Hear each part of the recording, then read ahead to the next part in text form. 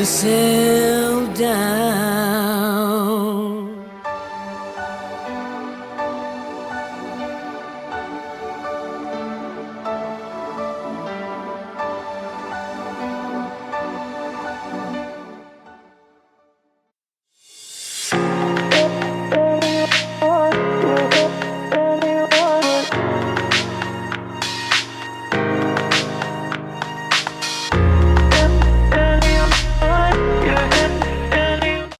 Hello, everyone. Thanks for joining us again. My name is Nicole Anderson.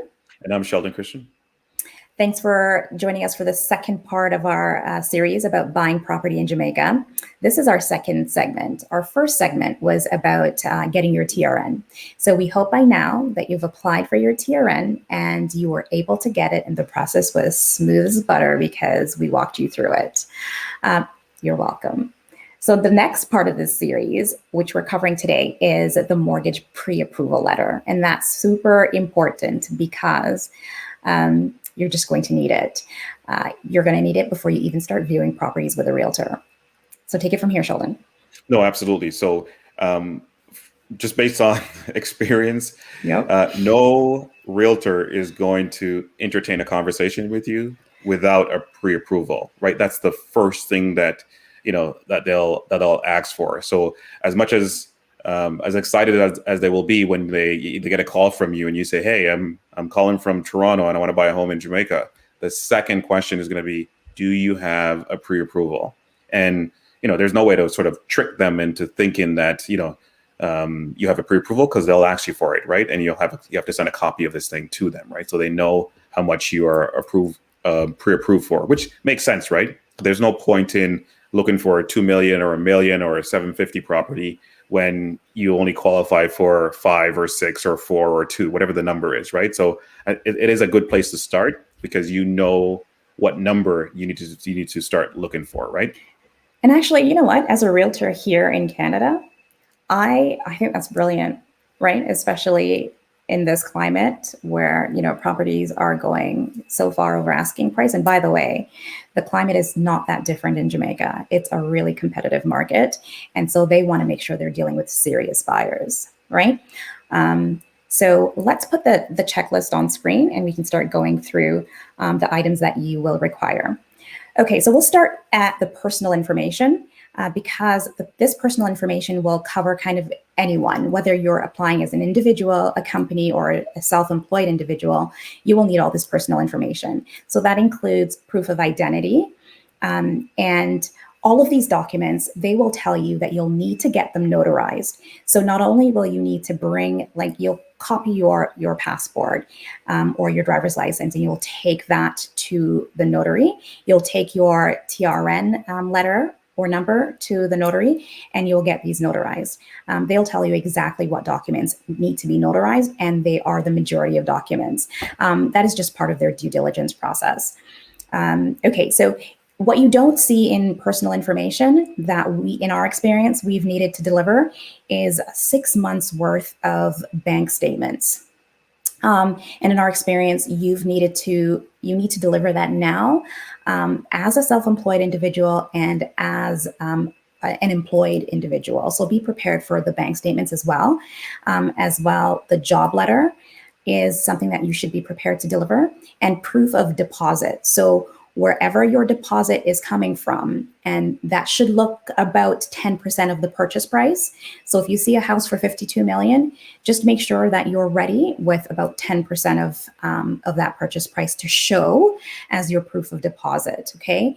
They will want to see that, and they will want to see your name. So if it's a bank statement that shows that you've got, your 10 million or whatever the number is, they'll want to see your name attached to that. Whoever is going to be on the mortgage, the name, it could be one of, let's say there's 2 people on the mortgage, as long as one of those 2 names show on the statement that you're providing as proof of deposit.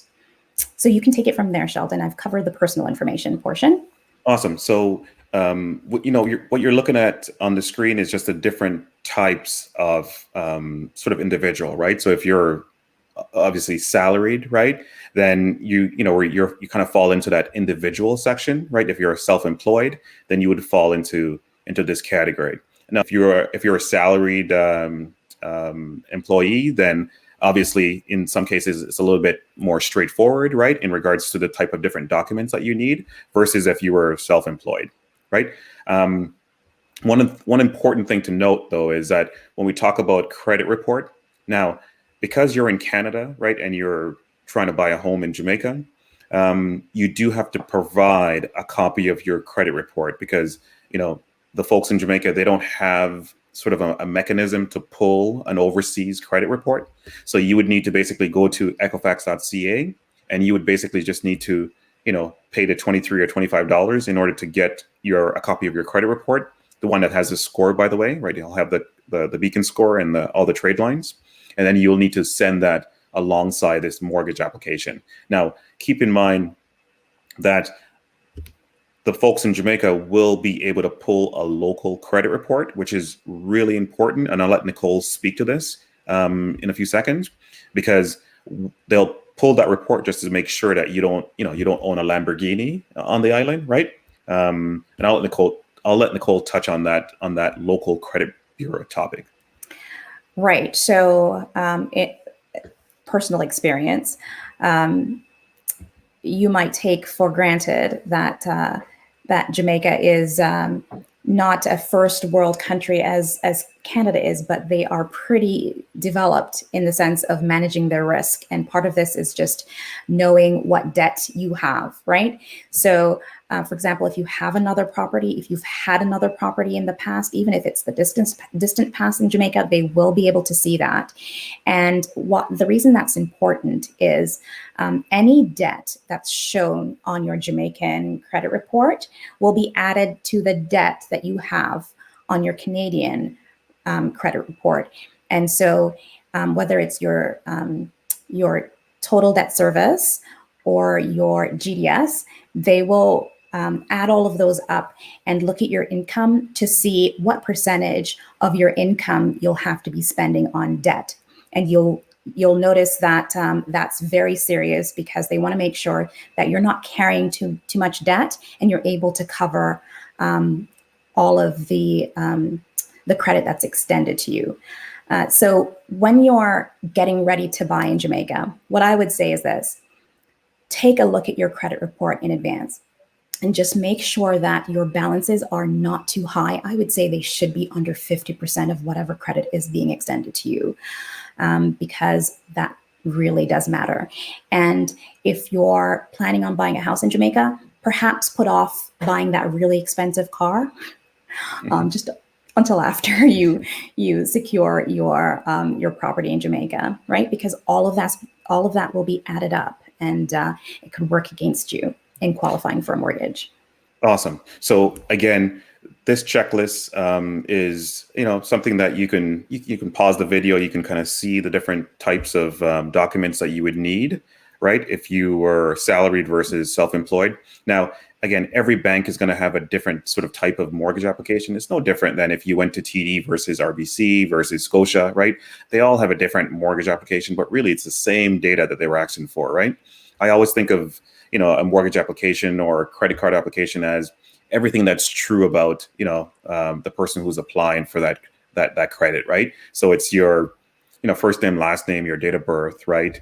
Where you work, how much money you make, etc. So the reason why we haven't put up a mortgage application here is that it's not very sort of useful in that there's so many different banks that you can kind of go to extend credit that it wouldn't make sense to have 5 or 6 different mortgage applications out there.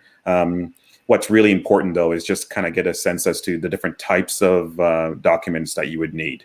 I think the next thing that we're going to touch on is really the fees, right, that you would need to consider when you're going through this process. Now, we know that this is not necessarily a part of the pre-approval process, but I think it's important to consider what you're getting into, right? And I think oftentimes when folks are thinking about buying a property, right, they're not looking at the entire picture to say, hey, this is how much money I'm going to need in 3 months, 6 months, 7 months. Sometimes what it is that it kind of starts with a dream to say, I would really like to own a property, in Jamaica. But if you don't understand what it's going to take to close the deal, you can literally get yourself in a lot of trouble, right? Because you can start the process and then don't have enough money to actually finish or close the deal, right? So this is one of the reasons why we're putting this up on the screen now.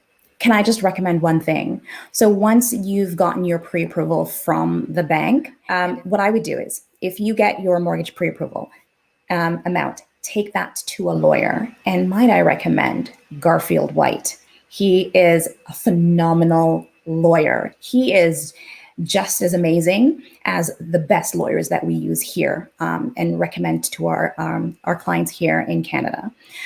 He will go to bat for you, and he will not stop until he gets you what you need. So bring that to your lawyer, and he will give you a breakdown. If he's as amazing as Garfield, he'll give you a breakdown of all the expenses that you're going to see up front, right? And even later on in the process. So he'll break it down and say, okay, right away, you're going to need to pay for a survey. You're going to need to pay for valuation. You're going to need to pay for half my legal fees. And you're going to need to pay for half the cost of preparing the sales agreement. And so then, and your deposit, right? And that you'll be have to be prepared with your deposit. And all of that, then you can manage and get that into an account. I recommend you get it into an account in Jamaica. You can set up an account that's in Canadian dollars in Jamaica or Jamaican dollars, and then it's an easy transfer out of your account to your lawyer once you get to that process. So Sheldon can kind of cover some of the fees that you'll see or that you should be prepared for. But in another series, we'll go into more details about this. And so, as Nicole mentioned, what we'll do is we'll make some of these sort of spreadsheets available to anyone, right? It's just a quick way to, put in a mortgage amount, put in an interest rate, and it kind of just spits out, what your monthly payment would be. As Nicole mentioned, there's a list of fees that sort of no one tells you about, right? And again, your lawyer will have a list of all those line items, right? So it's good to know what they are beforehand, right? That way there's no surprises. I don't know about you, but I don't like surprises, especially when it comes to getting a mortgage, right? I don't want to know that, 10 days before closing that someone says, hey, Sheldon, you're going to need to come up with another $10,000 Canadian, right? Especially if I didn't budget for that. So it's really important that you understand what all the fees look like, right? So you can get ready, right, to have the money put aside to handle those fees. Now, one of the probably the biggest fee is the lawyer fee. Now, this was sort of surprising, right? In that the fee for the lawyer isn't sort of a fixed fee. So over here, typically, if you're closing on like buying a home and you went out and you secure a lawyer, typically you're paying anywhere from, it could be like $1,000 to $2,000 in lawyer fees, right? It's not necessarily a percentage of the purchase price. However, in Jamaica, right, it's a percentage of the purchase price. So in some cases, it could be 3 to 4% of the purchase price. Yes, I said it, 3 to 4%, depending on who the lawyer is. And in a lot of cases, the lawyer is going to want half of that up front. So when we say upfront, the moment they put in an offer on a deal, on a house, they're going to say, hey, send me my 50%, right? So that's really, really important. So again, I'm going to repeat that. The lawyer fee is a percentage of the purchase price. But if you get a really good lawyer, you will find that they're worth the money. If they guide you the way that I've been guided by Garfield, you will see how much work and effort they put in, even dragging the other side along to get things done, because things can really drag on in Jamaica. And so you need a lawyer who's going to have your interest at the front of the top of their pile of their desk, and who will be on top of the other side to send the things that you need in order to move this process along. We're not going to make this too much longer. We wanted to show you this so that you have an idea of what you'll be prepared for. And we'll show you what a pre-approval letter can be expected to look like. And we'll just talk quickly about the amortization period and why this is so important for us to consider when we're buying property in Jamaica, because usually we start thinking about buying property in Jamaica as we get closer to retirement here, and that is a huge mistake.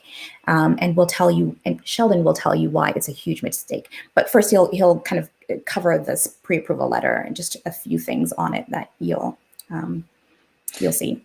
So basically, this is a pre-approval letter, right? A lot of the information is sort of redacted because it's a personal and private information, right? So essentially, this is just a template, right? Again, every lender is going to have a different type of pre-approval letter, but essentially there's going to be, a couple of things on there that's going to be the same, right? No matter where you go, right? It's going to have your loan amount on there. It's going to have the purchase price. It's going to have the mortgage amount. It's going to have your loan to value. And it's going to have, how much your principal and interest is going to be, right? So that's basically how much your mortgage payments are going to be each month, right? And then as Nicole mentioned, it's going to have your amortization. And your amortization is really how long it's going to take for you to pay off this mortgage, right? Now, what's really different about Jamaica is that they literally take into consideration your age, right? So the closer you get to your retirement age, right, the less time they're going to give you to pay off this mortgage that you're going to get. So, typically in Jamaica, retirement age is 65, right? So as you start getting closer to that 65, so for example, if you were 50, right, no bank in Jamaica is going to give you like a mortgage with an amortization of 25 years, because the way they're looking at it is you're 50 and you have 15 more years before you retire. So the maximum amount of years they're going to give you for a mortgage is, guess it, it's 15. So that's why when Nicole was referring to, not waiting until, you're 55 or you're 60 to get a mortgage, because it now impacts how long it would take for you to pay off this mortgage. So you want to start thinking about this as early as possible, because then you'll have, what we always say, enough runway to get, the right mortgage, right? So if you were, 30, right? Now you have, like 35 years, right? You still have that, that maximum time in order to kind of get a mortgage for the, 25 years or 30 years, right? So that's really, really important, because the payments on a 25-year versus a 15 is literally significant. Impactful. Yeah. It's like night and day. So, yeah. So the reason that's important is if you have less time to spread that 52 million, let's say you get a mortgage for 52 million. If you have less time to spread that mortgage across, then your monthly payments for that compressed period, let's say if you only have 15 years to pay this off, the monthly payment is going to be tremendous, right? And we know that usually a determining factor is how much that monthly payment is, and how affordable it is for us. So you typically want that longer period, because that means that monthly payment is going to be more affordable if you're able to stretch it longer. So plan, and don't wait until it's too late. In my experience with my mother, what they did ask for was, okay, so if she's retiring in 15 years, can you show me that she'll have income after retirement? So if you are running very close to retirement, be prepared that they'll ask you for maybe proof of pension, like how much you'll be getting in pension once you retire, right? And also what they might say is, okay, if you're getting too close to retirement, is there someone that can come on this mortgage with you who is younger, and their income should be good, right, to support the mortgage amount that you're looking for? And what they'll do is they will consider that in your amortization, the younger person, and how much time they can spread that mortgage payment out over a number of years. Awesome. All right. I think we've kind of touched on a lot in video number 2. We'll have video number 3, right? That will then, talk about, the house hunting process, right? Submitting your offers. Exactly. So this is the step 2 in a multi step process. So on the next video, we're going to talk about what the house hunting and what the offer submission process look like. All right, don't forget to make friends with a notary public, because all those documents that you'll have to get them notarized, and you'll have to ship them off to Jamaica, the physical original documents. All right? Awesome. See you next time. See you. Take care.